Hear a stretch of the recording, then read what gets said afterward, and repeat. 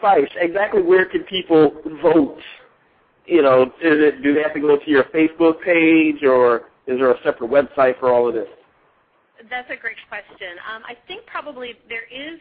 You can get to it on Oprah's site, but the web address, it doesn't have my name. It's a very long code with a number. Yeah. So probably the easiest thing for people to do is to either find it.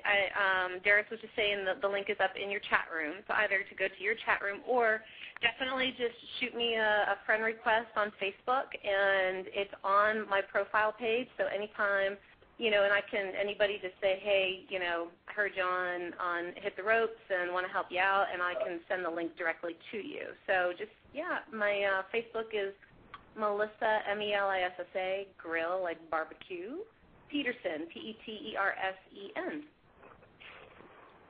Okay. We'll also put it up on the website later in the night for those who are still having difficulties finding and voting. But you're not the only wrestling personality in this bid to get your own show on Oprah's brand new network. You got a friend who, I've got a great, yes, and this is what's so interesting, and this is what I think would be, I really want to put a challenge out to the wrestling fans, is that I think that we could really do something phenomenal for both myself and DDP, baby. It is so amazing to me that Paige and I, we go way back. Oh, we go way back to main event days in Atlanta. I mean, we've all been friends, he and Kimberly and I, for, I guess about 16 years now. And, I mean, I knew them before. I knew him when they were literally just starting in wrestling, just starting. And I helped Kim when she was doing her fitness competitions, and I did her choreography. And that's how we all came together, was just helping Kim with fitness choreography, and we became friends. And then when the Nitro Girl thing happened, she called me, and she's just like, I really want you, but they want us to be like the Spice Girl look, and I want you to do the choreography. Would you be willing to dye your hair? And I was like, sure, it's hair. Like, really? I'm like, I'm totally cool with that. And, the rest goes from there. But we've all stayed friends over the years, and 2 years ago, I guess it's about a year ago, when Paige was really launching his YRG, like really getting it out there with the infomercials and stuff, we were in close contact, and I was telling him about Mission Green Life. So we're on kind of a similar path because I teach yoga. We're both into a lot of the same things. We're both into really helping to just get a positive message out there so people know that they are more than their circumstances. And anybody change anything in time, and you just have to know that you can. And a lot of times we just are constantly given a message that we can't. And we are constantly given a message by media and everything else that's all outside of us, but it all begins within. So the cool thing is my show is called Mission Your Life, and Paige's show is called Own Your Life, and they're both very, very similar.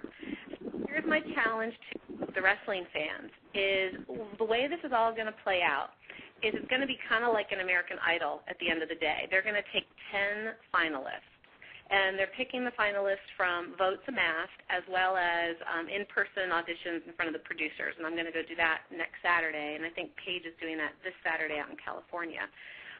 So then you get there. They're going to pick 10 people, and then later this summer, those 10 people are then going to go basically have kind of like an American Idol, but for the next, TV personality having your own show via Oprah, and you're going to be put through all these different, episodes and things and competitions and, to make sure you can walk the walk and talk the talk.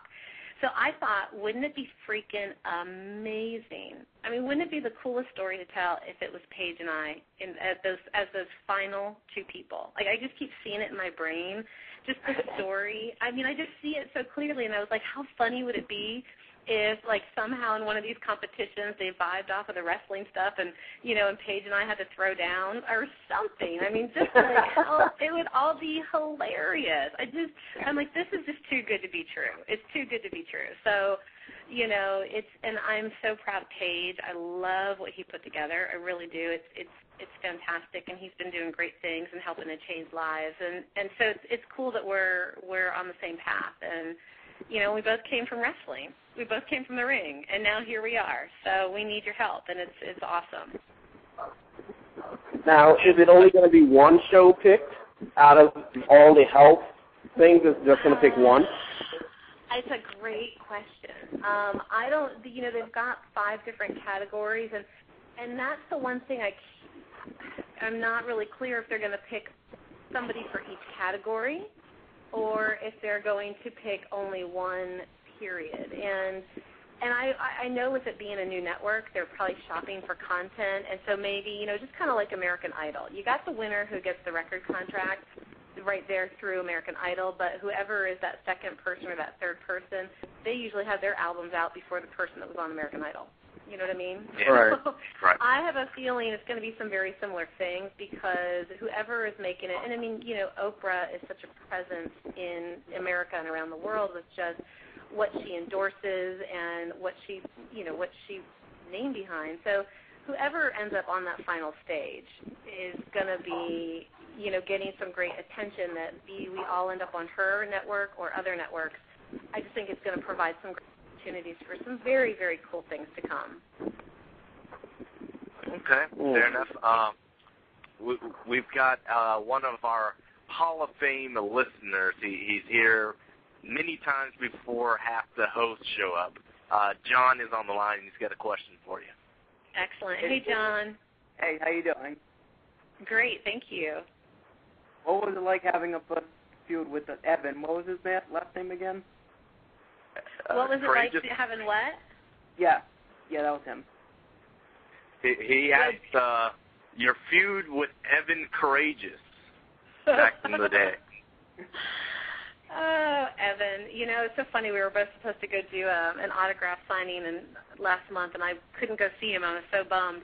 It's, it was so much fun. Evan was great to work with, and he was young in the industry, too. And, I mean, and all of us, we just kind of got thrown into the ring pretty quickly. So I was always so hard on myself, and I'm like, damn, I messed that up, or I wish I would have done that, or, I just wanted to do better. It's just fun. It really, once you get over the fear of, because I never thought I'd be doing that stuff. So once you get over the fear of getting in there and, and taking some bumps and connecting and doing some stuff, then it becomes fun. And so he was fun to work with. He definitely was. And so was Medusa. As much of a hard ass as she was, she protected me at the same time. She looked out for me backstage and stuff, and she was a good person. So we all had a good time together. Okay. Did you have any aspirations after the Nitro Girls went and did the music thing? Did you have any aspirations to go to the WWE once Sharmell and we later saw EDP go to the WWE? Do you have, or is that just a part of your past, or what's your thoughts on that? There was, and not that I was ever against the wrestling part, because I wasn't. I truly wasn't. I mean, obviously I was one of the first ones that got out there once they started to do that with us. But, it was such a different, we really knew what we were getting into before going there, and it was a much different paradigm there than it was at Turner, as far as just their approach to storylines, to how they treat employees and different things like that. And, it was, you better make sure that's where you want to go, and obviously that was the only place to go. And we really all thought about it as a group, and they were actually, at the time we were really kind of lobbying hard to keep the concept of the Nitro Girls, since they bought it out, and to do something maybe in whatever their way would be. But we really all didn't want to just go be ballets, because it just wasn't, like Che is gorgeous, and they really pursued Che for a while about wanting to be a ballet, and she really considered it, and it just, for Sharmell it made sense because she had Booker, but for the rest of us, and so it really made sense for her because it was not only a career path, but it was also, her, who was going to be her future husband. So, so that was a no-brainer. But the rest of us, I was still married at the time, other people, we all kind of had lives in Atlanta, and then to go up there without the support base of Atlanta, it was like, maybe not. We'll just watch it on television and support them and think it's the greatest thing ever for all of them. Okay. Yeah.